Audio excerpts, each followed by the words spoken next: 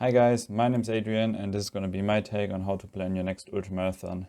So we're going to go over mandatory and recommended equipment plus some additional equipment that I've found useful in the past. Then we're going to cover nutrition, caloric intake, when to eat, what to eat, and some tips and tricks regarding that. And then as a main point, we're going to analyze the race. So for me, this is going to be the Savino Matterhorn Ultra Race this year. It's about 170 kilometers and 11,000 meters of vertical gain, so 35,000 feet of vertical gain. But this applies to pretty much any race you do. You just have to adjust the distances. I'm gonna put up chapters in a YouTube video for each of those points, so you can just skip to the part that you're interested in. So first off, equipment. There's usually a mandatory equipment list plus a recommended equipment list that the organization that does the race provides. Just check their internet page or emails that you receive from them. Then additional equipment, and for this race we're gonna have 2 drop points where we have a drop bag. So in this case I'm just gonna put some in that. So mandatory equipment, I'm just gonna put up the list. Pretty much it's self-explaining, just bring anything that's on there. And if you're unsure, you can always bring more and then ask them at the equipment check. So before you get your starting bib, there's usually a check what their take on it is. I usually adapt it a bit regarding clothing, depending on the weather forecast. If I bring the really warm gloves or the lighter ones. The one special item on here is the 12-point crampon. So these are not the Martinian crampons, these are the running crampons, also called spikes. And we need those in this kind of race because we're crossing 2 glaciers. Normally they wouldn't be in there. Then for recommended equipment, this is the same as before. It's pretty much self-explaining. So for these long races, I always bring sunglasses and a bandana. You'll always have a sunny part of the race, and I just, especially in the mountains, the sun is very intense. And then also a bandana, just because I like the warmth around my neck, and they help a lot if it's kind of chilly or windy, but you don't want to put on an extra layer. Additional equipment, as pictured on the right, I always bring my carbon running poles plus a quiver that you can attach to the Salomon running vest, but you can always attach them to pretty much areas. You just have to do a workaround. Then I always bring Vaseline or some anti-chafing cream. I never had problems regarding that, but it weighs around 5 grams, so what's the matter? Then a headband, because in night or if it's cold, I usually wear a headband over a woolly hat. Just it helps me better and it feels better. And then a running hat against the sun, especially if you're in the mountains again. I don't want to get headache just because of the sun. The drop bag equipment, I usually put in for these really long races a toothbrush, just because after eating for 20 or 30 hours straight, I enjoy having some normal taste in my mouth for once. Then new t-shirt, gloves, new socks, new pair of shoes, just to change things up, to get better cushion in the shoes again, better suspension. And then also socks, just because they collect a lot of gravel and dust and I don't want to get any blisters because of that. You have to change your shoes fairly quickly, otherwise your feet will swell. That's just one thing that's important to know. Then power banks, just for the electronics that I'm gonna carry. New batteries for my headlamp, or new battery for my headlamp, depending on how long your race is. And then I always will put my favorite foods inside those drop bags at the aid stations to replenish my stocks and to just have something to look forward to eating, knowing that something's waiting for me that I really like. Something really interesting to know is that GI issues is listed as the main reason for people not finishing. So did a survey ask people who did not finish their races what the main reason for them was, and 23% of those said that GI issues, so stomach issues, were the reason, whereas injury and blisters are only 7.2% and 5.8% each. So that shows how important this is to get this right. We're gonna caloric intake, ratios, what to eat, when to eat, some bit about sodium, and then some experiences from my last races. So we're gonna start off with the caloric intake. There's a rough estimator formula where you can calculate your calories For me, it's gonna be about 23,000 calories if I finish in around 50 hours. That would be 460 calories per hour that I'm gonna burn through. And so your body, your organs are able to store about 2,000 calories in carbohydrates. So that should be enough for several hours, even for some smaller ultramarathons. But then if you're running 20, 30, 40, 50 hours, you need to replenish pretty much anything that you need. So a rough estimate is to eat between 250 and 350 calories per hour. If you're a smaller woman, you may be able to run on 200, whereas some elite runners or really big guys may need 400 or 450s just because they burn more due to weight or intensity. I've always run at around 300. That's a sweet spot for me where I don't feel too full, but I got enough energy. The upper limit of carbohydrates that you can actually digest is between 60 and 90 grams. And if we look at the ratio of 60% carbs, 10-15% from protein, 25% from fat, 60 to 90 grams of carbohydrates is far more than most of us will eat anyway, so that's nothing to worry about. Regarding your sodium intake, sodium's a critical nutrition, especially for sports and running. It's highly individual just because people sweat differently, and then also regarding the weather, the altitude, you sweat more or less. So the goal should be to consume around 600 to 800 milligrams of sodium per liter of liquids that you drink. Most sport drinks match that, and there's also food which contains some sodium.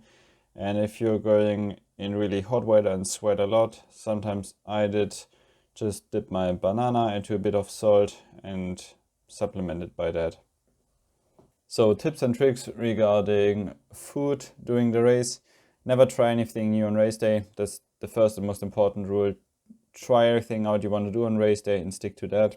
And then also try out what you still like to eat after maybe eating it for 10, 15 or 20 hours, because things that you think you really like, they may not taste as good if you've eaten them for the 50th time. I usually try to limit my calorie intake to 100, maybe 150 calories per meal. So that's usually one gel or half a bar plus some sports drinks to just ease the workload on my stomach and to prevent GI issues. I'd rather eat every 20 or 30 minutes than eat once every 1 or 2 hours. So there's a bullseye strategy by Jason Koops, whose book I really enjoy. I will link it below. So he explains it more or less according to a dartboard. So the inner part of the bullseye is your favorite food, things you really like, you can always eat. For me, example, this would be a banana. Then the outer ring of the bullseye would be okayish food, but still good. So other dried fruits, for example. And then anything out of that outer ring is off limits. So eating anything new, maybe some cake that you don't really know what it is in the first place, or some sausages that you've never tried before in running, so just stay off that. I had a horrible experience with Emperor's Nonsense there, and it went horrible as you could expect. Regarding when to eat, I usually eat while going up hills, just because you're going a lot slower, so it's easier to rip open a gel or a bar, and it's easier to eat.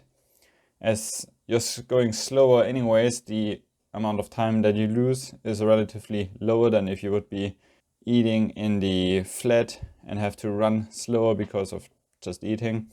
And then when you go down hills, there's a lot of danger involved of tumbling and injury. So if you're distracted by eating, you may roll an ankle or anything like that.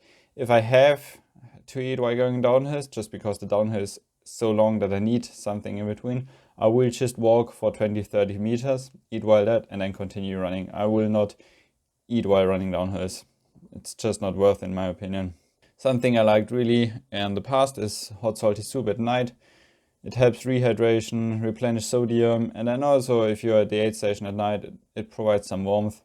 That's always nice, and especially if you're standing at a long aid station, you may get cold at night, so the salty soup is really good for that. Apart from that, I really like bananas. They help my stomach, they're easy to eat, they're pretty much anything that you need. They're good carbohydrates, easily digestible, so I really recommend those. Then on a personal experience note, I try to stay away from fruits that are high on acids, like oranges for example, just to ease in the workload that I put on my stomach. I really like whole foods because I think that you can eat them a lot longer than all these sweet bars, gels, and anything like it.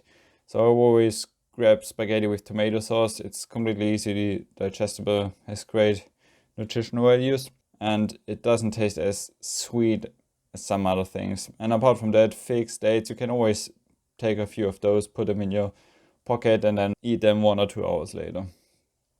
Regarding nutrition, I always put 1 bottle with sports drinks and 1 with water into my running vest, just so that I can choose what to drink regarding what I feel that I need.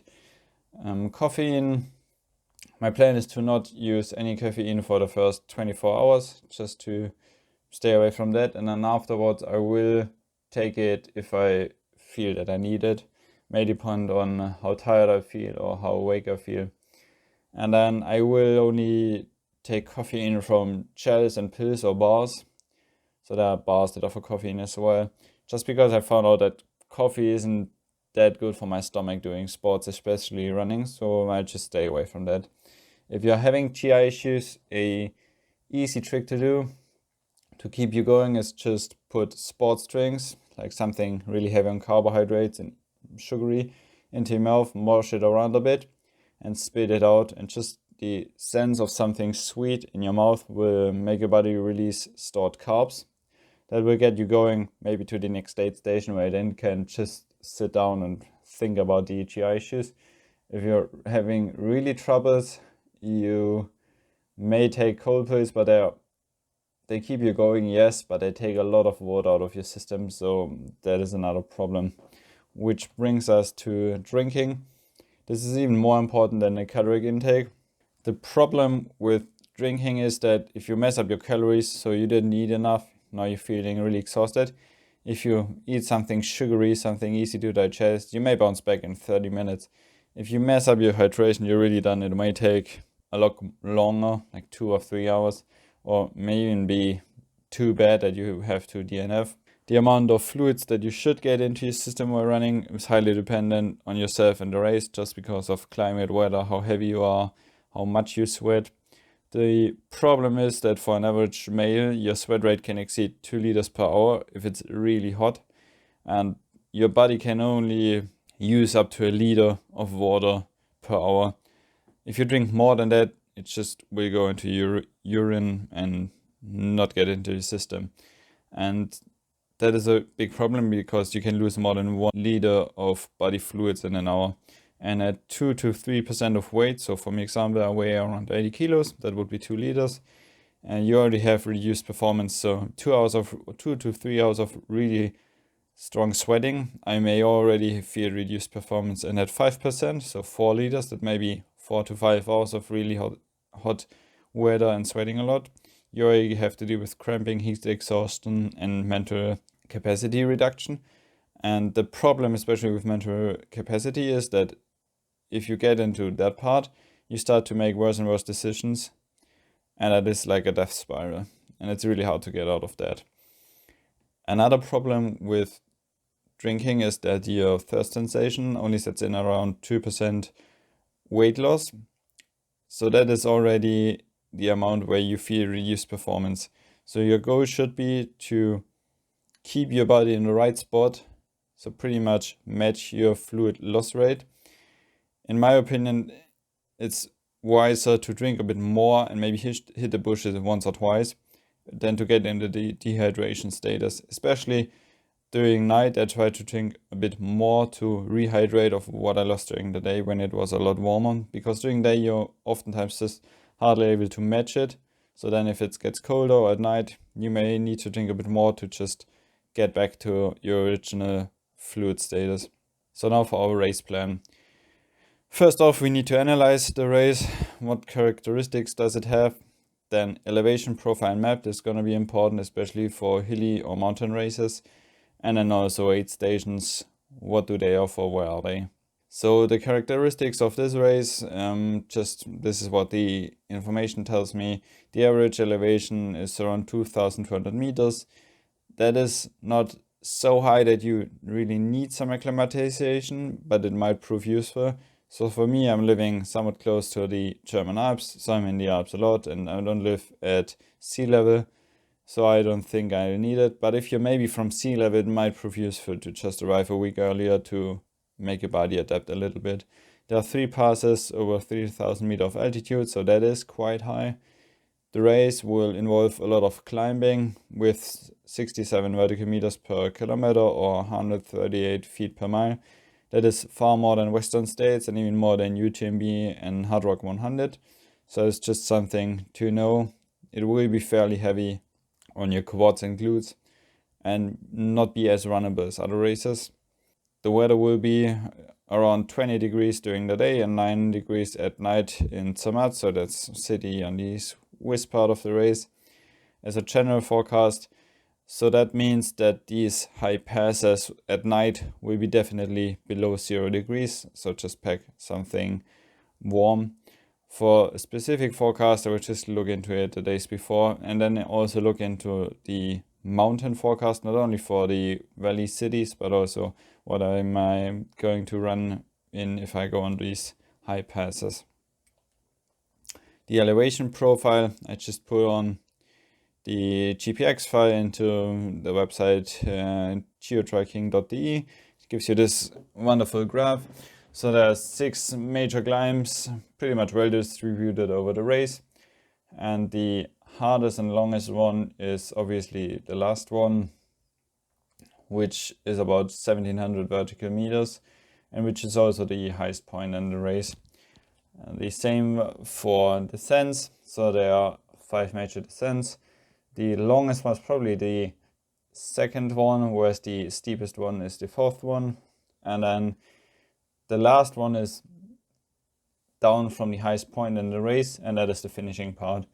So save some energy for the last part, because otherwise your quads will be blown halfway through the descent. The map, you can just either they have a map on the official webpage or just put it in Google Maps or some mountain maps. So it tells me there are 2 glacier crossings at kilometer 31 and 161, and then there's a apparently technically difficult descent on kilometer 15. The 8 stations are usually 7 miles or 11 kilometers apart. Some are closer, and then 2 are a bit further away. Depending on the weather that I will be running in, I might bring an empty flask just to have more liquids, and maybe take an extra bar or gel with me for those parts, and that should be fine. It's not as far apart that you would need a lot more than that. So what does that give us if we all put it together? The elevation profile map tell us that the last climb and descent is going to be one of the hardest, maybe the hardest part of the race, which in turn means that the race is not won on the first 100 kilometers. Save some energy for the finishing part.